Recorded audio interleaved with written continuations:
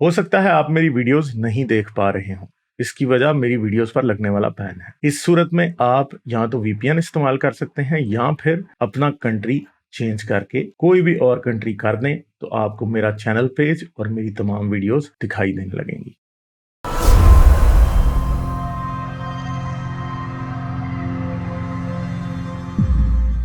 صحیح بخاری 1237. Can you please explain this? A friend is watching this stream right now and just text me Islam is the most moral religion. صحیح بخاری 1237.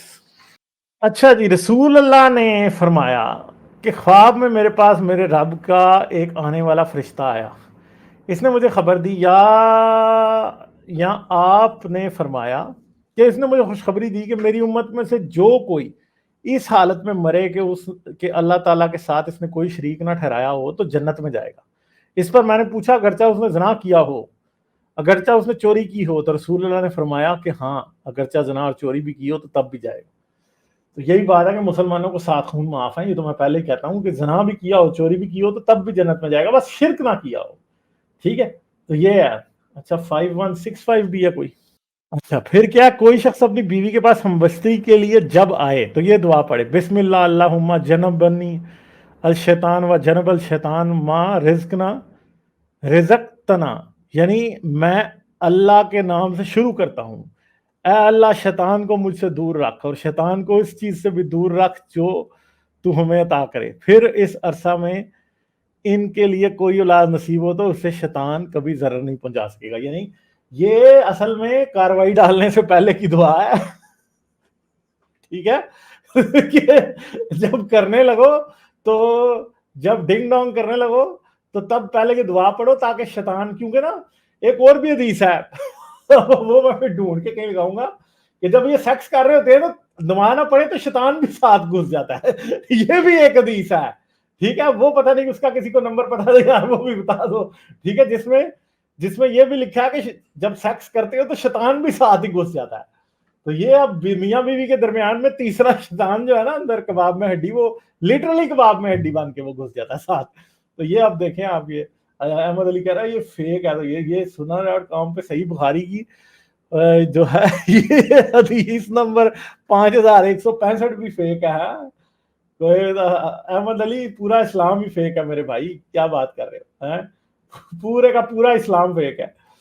اچھا غالب بھائی last one, dedicated to all those who say Muhammad was very peaceful and kind.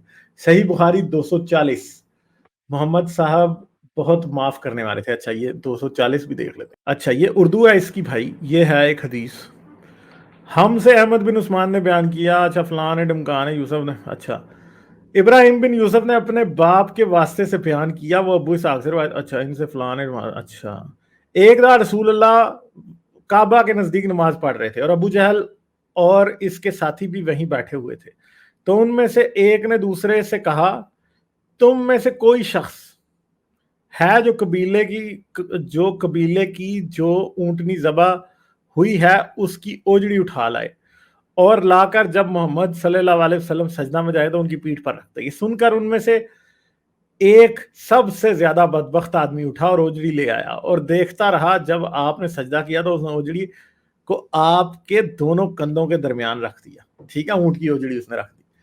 عبداللہ بن مسعود کہتے ہیں یہ سب کچھ دیکھ رہا تھا مگر کچھ نہ کر سکتا تھا، کاش اس وقت مجھے روکنے کی طاقت ہوتی۔ عبداللہ کہتے ہیں وہ ہنسنے لگے اور ہنسی کے مارے لوٹ پوٹ ہونے لگے اور رسول اللہ سجدے میں تھے، ٹھیک ہے، اور اپنا سر نہیں اٹھا سکتے تھے، یہاں تک کہ حضرت فاطمہ رضی تعالیٰ عنہ آئیں اور وہ بوجھ آپ کی پیٹھ سے اتار کر پھینک دیا، یعنی رسول اللہ سے گردن نہیں اٹھ رہی اور فاطمہ بیچاری جو بچی تھی وہ اس نے آ کے اٹھا پھینکا، ٹھیک ہے؟ تب یہاں رسول اللہ ڈر گئے تھے، ان بیچارے نہیں اٹھایا جا رہا تھا ڈر کی وجہ سے سر۔ تب آپ نے یہی والی ہے محسن خان یا کوئی اور ہے، رسول اللہ کا ظلم رسول اللہ پہ ہونے والا ظلم ہے، یہ کیسا مزاحیہ۔ تب آپ نے سر اٹھایا، پھر 3 بار فرمایا یا اللہ تو قریش کو پکڑ لے، یعنی بدعا کی، یا اللہ ان کافروں پر بہت بھاری ہوئی ہے کہ آپ نے انہیں بدعا دی۔ عبداللہ کہتے ہیں وہ سمجھتے تھے کہ اس شہر میں جو دعا دی جائے وہ ضرور قبول ہوتی ہے، پھر آپ نے ان میں سے ہر ایک کا जुदा जुदा नाम लिया कि ए अल्लाह इन जालिमों को जरूर हलाक कर दे। अबू जहल, उतबा बिन रबिया, शैबा बिन रबिया, वलीद बिन उतबा, उमैया बिन खलफ, अकबा बिन अबी मईत।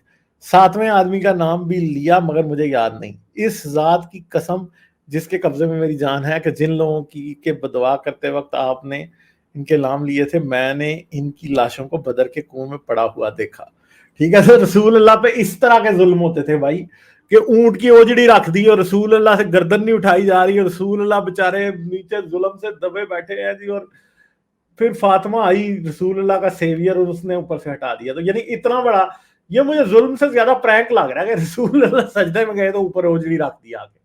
हाँ, ये तो प्रैंक है, ये जुल्म तो नहीं है। अब इसको मुसलमान जुल्म कह रहे हैं तो मतलब यार कोई जुल्म का भी कोई स्टैंडर्ड होता है, ये कोई जुल्म तो नहीं है, ये तो प्रैंक ही है। ये प्रैंक है, रसूल अल्लाह के साथ प्रैंक हो गया। उन्होंने रख के ऊपर से कहा रसूल अल्लाह प्रैंक। तो रसूल अल्लाह ने बेचारे जो है ना वो आगे से बस बदवाएं देने लग गए हैं। तो बड़े लोग प्रैंक्स पे आज भी दुनिया में बदवाएं देते हैं, प्रैंक ही था और कुछ नहीं था ये। ठीक है, ये प्रैंक था, रसूल अल्लाह के साथ प्रैंक हो गया था। लाइक, शेयर और सब्सक्राइब करना मत भूलें। इसके साथ साथ आप मेरे चैनल को पेट्रियन पर सपोर्ट कर सकते हैं। पेट्रियन का लिंक वीडियो की डिस्क्रिप्शन में है।